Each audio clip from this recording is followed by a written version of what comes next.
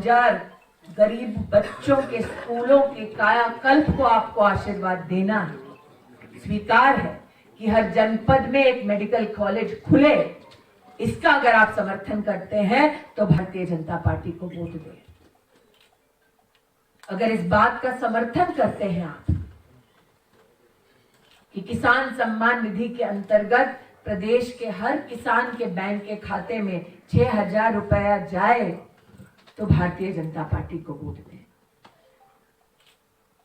अगर इस बात पे आपको विश्वास है कि बेटियां सांझ ढले सुरक्षित सम्मान के साथ घर लौटे, इसमें आपका भी समर्थन और योगदान होना चाहिए, तो भारतीय जनता पार्टी को वोट दे। और हाँ, वो नेता सपा जो कहता है कि चुन चुन कर बदला लेगा, आने दो उसकी सरकार नहीं आएगी।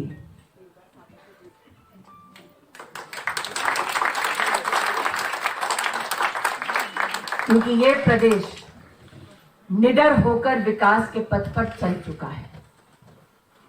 और एक बार जब निडर हो जाता है इंसान, विकास को स्वीकार करता है इंसान, तो वो इंसान कदम पीछे कभी नहीं हटाता। तो अगर कदम समृद्ध राष्ट्र, समृद्ध उत्तर प्रदेश की तरफ बढ़ाना है, तो कमल का बटन दबाना है।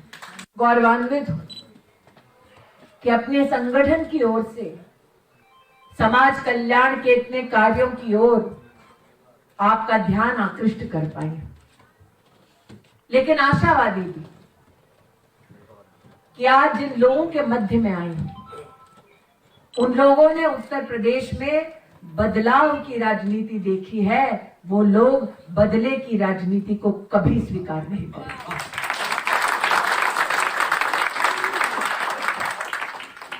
अमित जी ने मंच पर कुछ बहनों से मेरा परिचय कराया।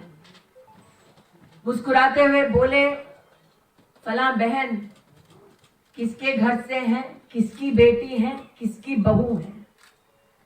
और मुस्कुराते हुए उन बहनों ने मेरा अभिनंदन किया। उस अभिनंदन के लिए मैं आभारी हूं।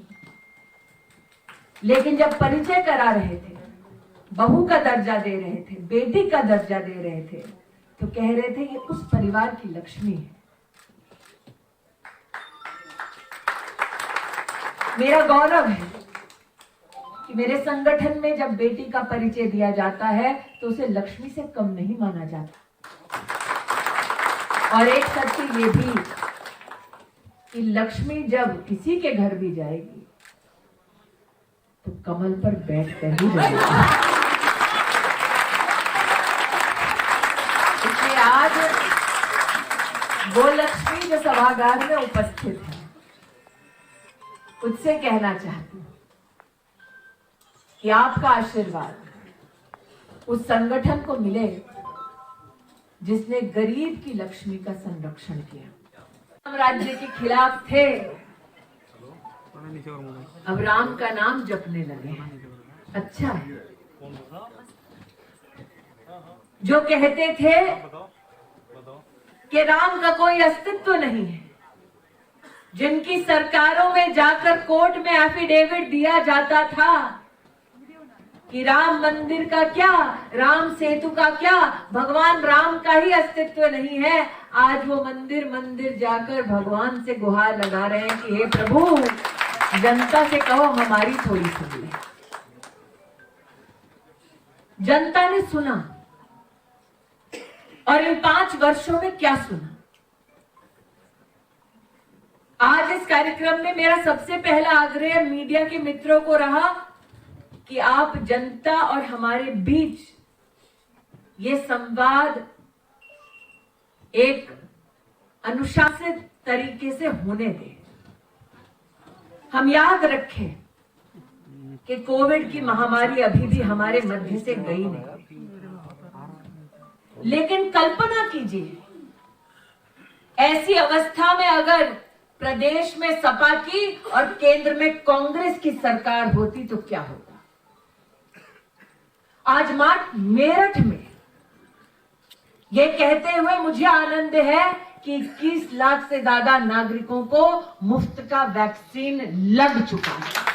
स्वास्थ्य क्षेत्र के कितने ऐसे महानुभाव उपस्थित हैं जिन लोगों ने अपनी जान को जोखिम में डालकर जनता की, समाज की सेवा की, ताकि हम एक एक व्यक्ति का संरक्षण कर सके। जब वो नेता जिनके सपने में अब कृष्ण भगवान आते हैं वो दिखाई नहीं दिए, तब भारतीय जनता पार्टी का एक एक कार्यकर्ता सेवा का संकल्प लिए समाज में गरीब से गरीब परिवार को भोजन वितरित करने का, मास्क वितरित करने का काम करा। जब वो लोग जो देश में कम विदेश में ज्यादा नजर आते हैं, वो लोग जब अपनी लोकसभा क्षेत्र में ना दिखे, मेरी नहीं अपनी,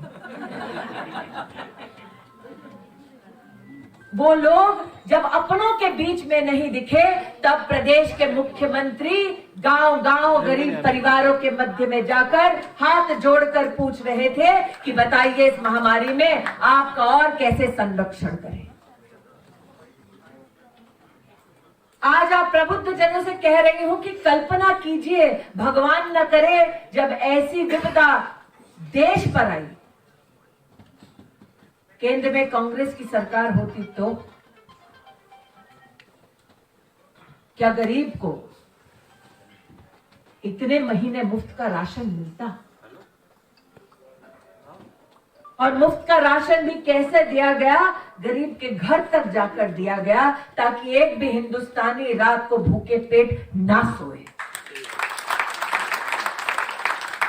और ये बात मात्र मेरठ की नहीं, उत्तर प्रदेश की नहीं, बल्कि देश भर में 80 करोड़ नागरिकों को घर तक अनाज देना, ये कोई साधारण व्यवस्था नहीं।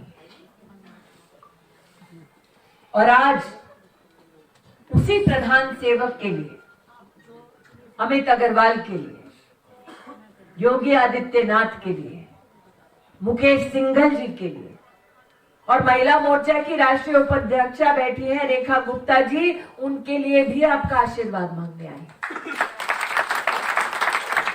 के चरणों में इसी निवेदन को अर्पित करते हुए अपनी वाणी को विराम देती हूँ। जय हिंद।